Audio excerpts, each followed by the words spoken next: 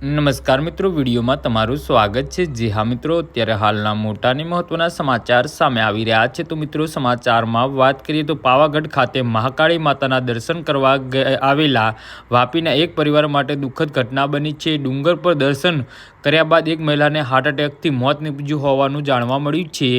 મળતી માહિતી મુજબ વલસાડ જિલ્લાના વાપીમાં રહેતી સુકલતા દેવી તે પોતાના પરિવાર સાથે રવિવારે પાવાગઢ દર્શનાર્થે પહોંચી હતી। વહેલી સવારે તેઓ ડુંગર ચડીને માતાજીના દર્શન કર્યા હતા અને દર્શનના પછી નીચે ઉતરતી વખતે અચાનક તેમના છાતીમાં ભારે દુખાવો શરૂ થયો હતો અને થોડી જ વારમાં તેમની તબિયત બગડતા તેઓ બેભાન થઈ ગયા હતા।